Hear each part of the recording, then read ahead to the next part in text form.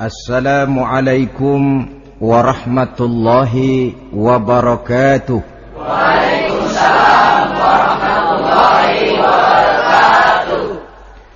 Bismillahirrahmanirrahim. Alhamdulillahi rabbil alamin. Wassalatu wassalamu ala ashrafil anbiya'i wal mursalin, Sayyidina wa maulana Muhammadin wa ala alihi wa sahbihi ajma'in, amma ba'du. Saudara-saudara hadirin, ma'asyiral muslimin rahimakumullah. Salah satu dari rukun iman yang 6 mengajarkan kepada kita untuk beriman dengan adanya hari akhirat. Hari yang dimulai dengan kehancuran alam ini, yang dalam istilah kerennya disebut the last day of the world, di mana air laut tumpah ke darat, planet-planet bertabrakan, gunung meletus, bumi gempa, lalu semua yang bernama hidup mati.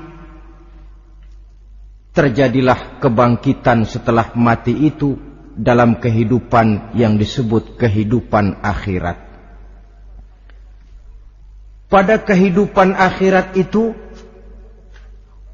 Allah jelaskan dalam surah Abasa ayat 34, Yauma yafirrul mar'u min akhihi wa ummihi wa abihi wa sahibatihi wa banihi likulli imri'in minhum yawma idzin sya'nun yughnih. Hari di mana setiap orang akan lari dari saudaranya, dari ibunya dan bapaknya, dari istrinya dan anak-anaknya. Setiap orang pada hari itu disibukkan oleh persoalannya sendiri-sendiri. Sehingga sangat boleh jadi hari itu orang tua tidak lagi sempat memikirkan anaknya. Seorang suami tidak lagi sempat memikirkan istrinya. Seorang teman pun tidak akan sempat memikirkan teman. Tiap orang sibuk dengan persoalannya sendiri-sendiri untuk mempertanggungjawabkan kegiatan hidupnya ketika di dunia ini. Dalam keadaan semacam itu, di mana orang disibukkan dengan persoalannya masing-masing, ada 7 golongan manusia yang mereka tenang-tenang saja. Orang lain bingung, mereka kalem. Orang lain kepanasan, mereka mendapat keteduhan. Siapa mereka? Inilah yang akan kita jadikan pembicaraan pada pertemuan kita kali ini. Bersumber dari sebuah hadis di mana bersabda Rasulullah sallallahu alaihi wasallam, Sab'atun yuzilluhumullahu yawma la zilla illa zilluh. Ada 7 golongan manusia, kata beliau, yang di akhirat nanti akan langsung mendapat perlindungan dari Allah. Padahal hari itu tidak ada lagi perlindungan selain perlindungan Allah. Sehingga lantaran Allah langsung yang melindungi mereka, maka mereka tidak merasakan lagi kepanasan akhirat.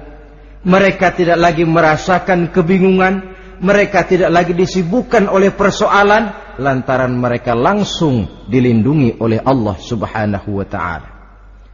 Siapa gerangan yang 7 orang ini? Marilah kita lihat satu persatu dengan harapan mudah-mudahan kita termasuk salah satu di dalamnya. Amin ya rabbal alamin.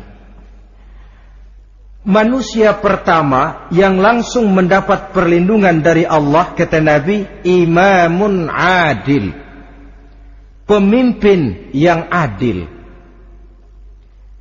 Siapa sih pemimpin itu? Dan apa artinya adil? Saudara hadirin, Secara umum yang dinamakan adil ialah at-tawassut bainal amraini. Orang yang pandai mengambil sikap jalan tengah dari dua persoalan yang dihadapinya. Biasanya tidak berat ke kiri, juga tidak berat ke kanan. Itu yang disebut adil. Orang yang tidak hanya sekedar bisa menuntut kewajiban dari seseorang, tapi juga bisa memberikan hak kepada orang itu juga disebut adil.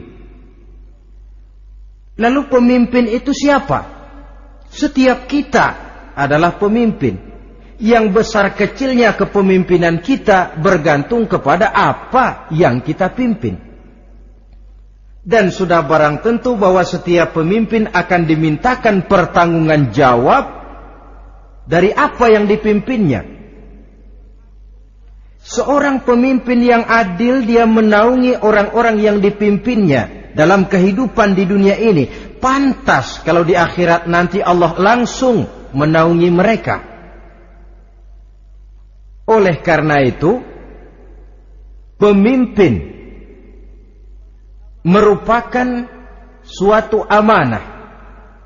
Jabatan di samping dia merupakan amanah juga merupakan nikmat.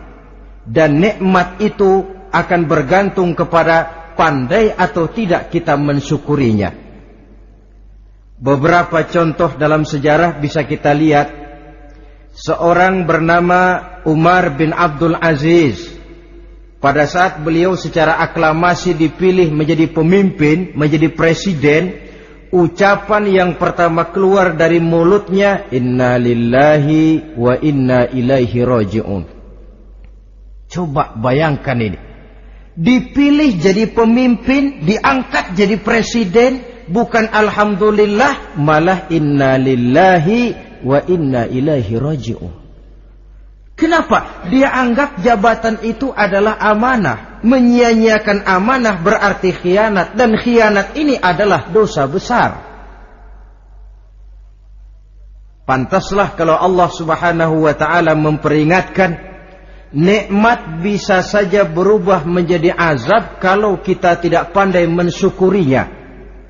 La in syakartum la azidannakum wa la in kafartum inna azabi lasyadid.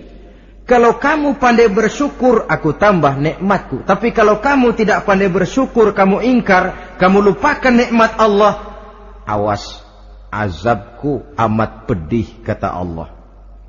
Jadi berdasarkan logika dari ayat ini bisa kita katakan orang kaya. Ada orang kaya nggak di sini? Banyak.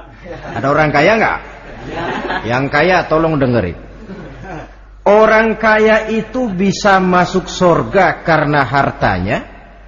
Pun orang kaya banyak yang masuk neraka juga gara-gara hartanya. Tergantung syukur apa tidak syukur. Orang alim, ada yang alim di sini? Ada. Tolong dengerin orang alim, yang ustadz, yang kiai. Orang alim bisa saja masuk surga karena ilmunya, dan orang alim pun bisa masuk neraka karena ilmunya. Pejabat, ada pejabat? Banyak. Pejabat itu bisa masuk surga karena jabatannya. Pun pejabat itu bisa masuk neraka karena jabatannya, bergantung syukur apa tidak. Kalau ada orang kaya, hartanya didapat dari jalan yang halal, berusaha menurut yang disyariatkan oleh Allah, lalu hartanya itu tidak cuma untuk ditumpuk 7 turunan, namun juga berfungsi sosial. Dia bantu pembangunan masjid, dia makmurkan majelis taklim, dia santuni yatim piatu. Orang kaya macam itu dengan hartanya, insya Allah bisa sampai ke surga. Tapi kalau ada orang kaya, hartanya didapat dari segala macam cara, asal harta tercapai segala cara halal. Perlu jilat atas, perlu injak bawah, perlu sikut kiri kanan. Setelah dapat harta lalu pelitnya 17 setan. Tidak mau zakat, infak, apatah lagi sodako. Orang kaya macam itu dengan hartanya bisa masuk neraka. Na'udzubillah min. Ada orang alim, dengan ilmunya dia bimbing umat. Dia katakan yang halal itu halal, yang haram itu haram. Dia katakan yang hak itu adalah hak, yang batil adalah batil. Dia tidak peduli apapun resikonya. Orang alim semacam itu dengan ilmunya bisa sampai ke surga. Tapi kalau ada orang alim, dengan ilmunya dia malah membodoh-bodohi orang yang memang sudah bodoh. Yang halal dibilang haram, yang haram dibikin remeng-remeng. Menjadi penjilat kesana kemari. Orang alim semacam itu bisa masuk neraka karena ilmunya. Begitu juga pejabat, pemimpin. Kalau dengan jabatannya sebagai pemimpin dia berlaku adil, menaungi rakyatnya. Orang besar salah dihukum, orang kecil salah juga dihukum. Tidak hanya pandai menuntut kewajiban, tapi juga pandai memberikan hak. Pemimpin yang adil semacam ini mensyukuri nikmatnya jabatannya, dia bisa sampai ke surga karena jabatannya. Tapi kalau dengan jabatannya dia berlaku sewenang-wenang, yang besar salah didiamkan, yang kecil salah segera ditegakkan hukum, hanya pandai menuntut kewajiban dari rakyatnya tapi tidak pandai memberikan hak, maka pemimpin semacam ini lantaran tidak pandai mensyukuri nikmat, bisa saja nikmat itu berubah menjadi azab. Oleh karena itu saudara-saudara, pemimpin menaungi rakyat. Pantas kalau di akhirat nanti Allah langsung menaungi beliau. Siapa pemimpin? Tiap kita. Bapak pemimpin di rumah.